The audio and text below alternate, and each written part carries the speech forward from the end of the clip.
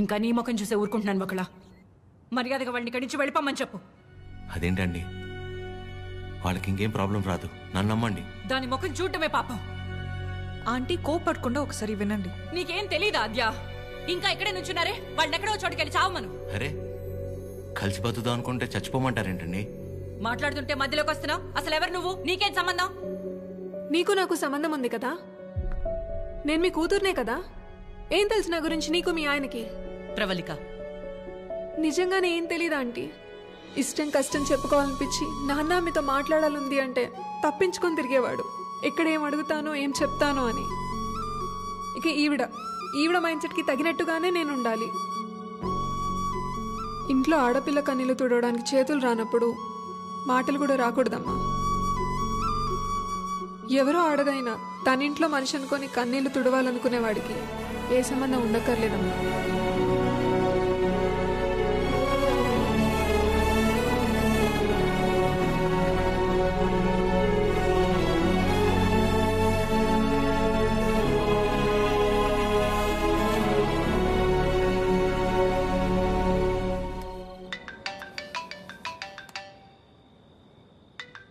చెప్పండి. ఏం చేస్తున్నావు? ఏం లేదండి, నాకు బాగా ఇష్టమైంది మీ దగ్గర ఒకటి ఉండిపోయింది. అది ఎప్పుడు తిరిగిస్తారా అని ఆలోచిస్తున్నా. అవునా, ఏంటది? నిద్ర అండి, నిద్ర. రేపు పొద్దున మా అమ్మ బ్రేక్ఫాస్ట్కి రమ్మంది. ఏ? ప్రవళిక విషయంలో హెల్ప్ చేసావు కదా, అందుకే. అయితే టిఫిన్ పెట్టి 1000 పదార్లు ఇచ్చి పంపించేస్తారా? ఏం సార్, సరిపోదా? మీరేమంటే అది తప్పదు కదా, పెద్దోళ్ళు. ఇంకా కనపడవు కానీ నీకు నేనంటే ప్రేమే కదా. అమ్మ పిలుస్తుంది. I'll call you later. Hello hello. Bye.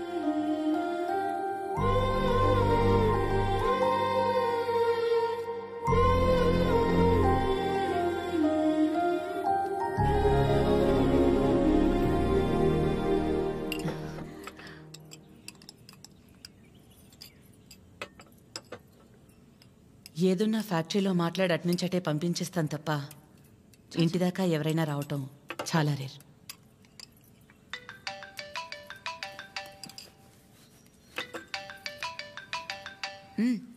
మాట్లాడు, పర్లేదు. పర్లేదండి, అంటే 9 అయింది కదా, తిన్నానా లేదా అని అమ్మ ఫోన్.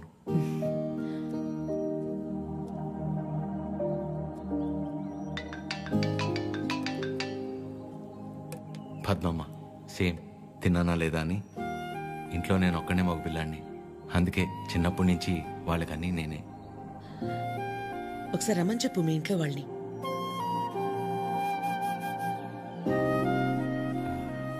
పర్లేదండి. పర్లేదేంటి, రమ్మను. వాళ్ళు ఫ్యాక్టరీ చూసినట్టు ఉంటుంది, నేను ఒకసారి వాళ్ళని కలిసినట్టు కూడా ఉంటుంది. ఏమద్యా? అవునమ్మా, రమ్మని చెప్పండి. సరే అండి. అవన్నీ నేను చూసుకుంటాను లేరా ప్రేమ్. నిన్ను నువ్వు అద్దంలో మాత్రం చూసుకోకరే.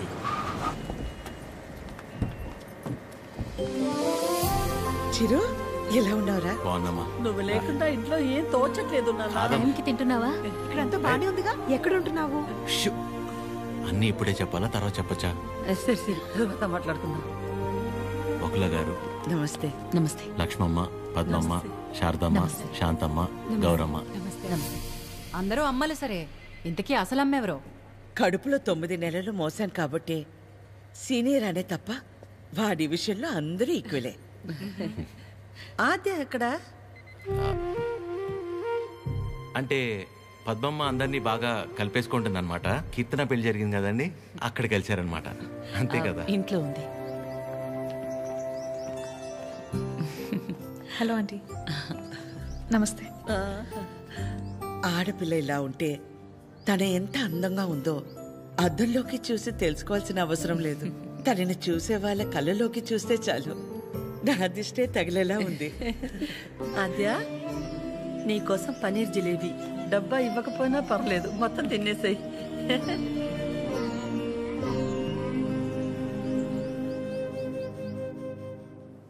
ఏంటి ఆద్య, ఇంకా ఏం ఆలోచిస్తున్నావు? ఆంటీ చిరు వాళ్ళందరితో బాగానే క్లోజ్ అయ్యారు కదా ఆద్య. అదే ప్రాబ్లం ప్రవళిక. అనుమానం ఉండి అబద్ధమని తెలిస్తే కోపంతో పోతుంది. కానీ ఇంత నమ్మాక నిజం కాదంటే తట్టుకోలేదు. అండ్ దాట్ టూ, ఇదంతా తెలిసి నేను సైలెంట్గా ఉన్నానని మా అమ్మకు తెలిస్తే ఎవరున్నా లేకపోయినా నా లైఫ్లో అమ్మ ఉండాలి. ఎవరి ద్వారానో ఈ విషయం ఆంటీకి తెలిసే కంటే నీ అందరూ నువ్వే వెళ్ళి చెప్పడం కరెక్ట్ ఆద్య.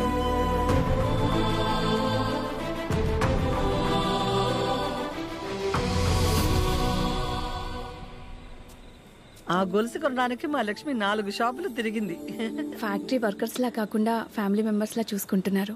ఇక్కడ పనిచేసే వాళ్ళ పిల్లల చదువులు, వాళ్ళు మంచిళ్లే కాక ఇప్పుడు వాళ్ళందరికీ ఇళ్ళు, ఉన్నోళ్ళందరికీ ఇలా ఇవ్వాలన్న ఆలోచన ఉండాలని లేదు కదా భయ్యా. చాలా థ్యాంక్స్ మేడం, మాకెంతో చేస్తున్నారు. మా మేడం చాలా గ్రేట్ భయ్యా.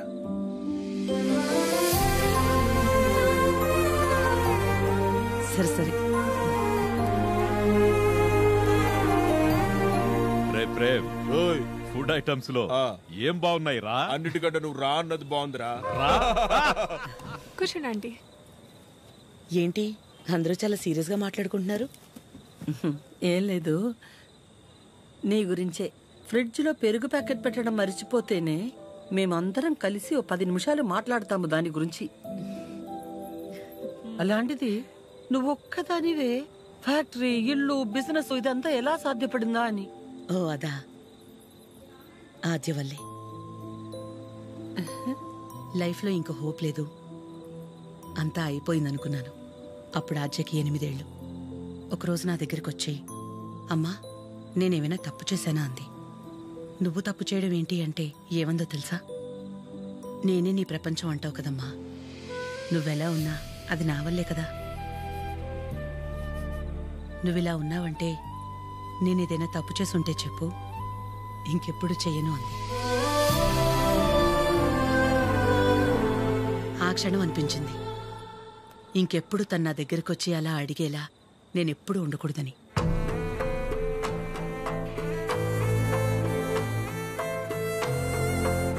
అందరిలా నా కూతురు కాదన్న నమ్మకమే నా బలం.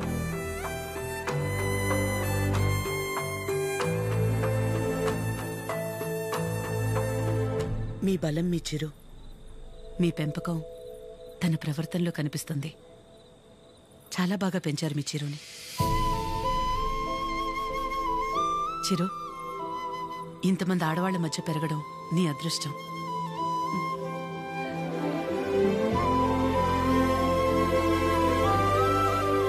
ఆస్తులు అంతస్తులు ఎవరైనా ఎలాగైనా సంపాదిస్తారు, కానీ ఓ ఆడదాని దగ్గర నమ్మకం సంపాదించాలంటే క్యారెక్టర్ ఉండాలి.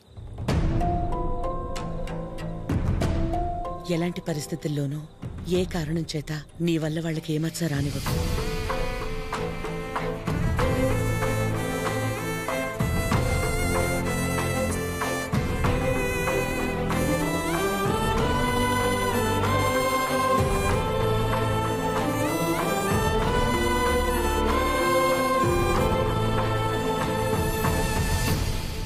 బయలుదేరిపోవడం ఏంటక్క? ఒక్కసారి ఇంటికి వెళ్ళాక మాట్లాడుకుందా. అది కాదక్క. గౌరీ, హాయ్ భయ్యా.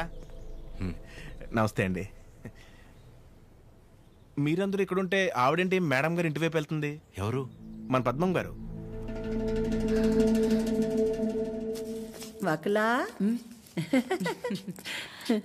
ఈ నవ్వు మీ ముఖం మీద ఎప్పుడు అలాగే ఉంటుందా?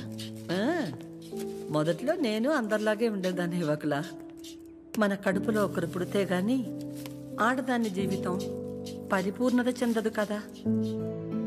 పిల్లలు లేరు అనే మాట చెవిలో పడి పడి నెమ్మదిగా నవ్వు అనేదే పోయింది.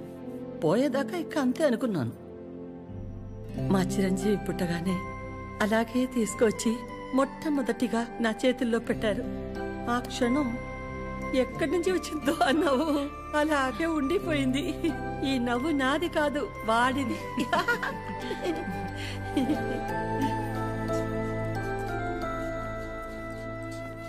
నీకు మొక్కలంటే బాగా ఇష్టమా వకలా? ఈ మొక్కల విషయంలో మాత్రమే ప్రపంచం ఆడా మగానే తేడా చూడదు. మా చిరు కూడా మొక్కలంటే బాగా ఇష్టం. ఇంట్లో ఎటు చూసినా ఉంటాయి, అన్నీ వాడి తెచ్చినవే. మా ఇంటికొచ్చి చూడాలి, ఎప్పుడు సందడే. నవ్వు లేకుండా నిమిషం ఉండదు. నువ్వు కనుక మా ఇంటికి వస్తే ఫ్యాక్టరీ వద్దు ఏమీ వద్దని అక్కడే ఉండిపోతావు. వీలు చూసుకుని ఒకసారి వస్తాం. ఒక్కసారి ఏంటి వకులా, నువ్వు అనాలే కాని ఆద్య ఇల్లు నీ ఇల్లు కాదా ఏంటి? మా చిరుకి ఆద్య అంటే ప్రాణం. ఆద్యకి కూడా మా చిరు అంటే చాలా ఇష్టం. కానీ నీ గురించి ఆలోచించే మా చిరుకి ఆద్య దూరం అయింది. అందుకే అందరం కలిసి చిరుని ఇక్కడికి పంపాము.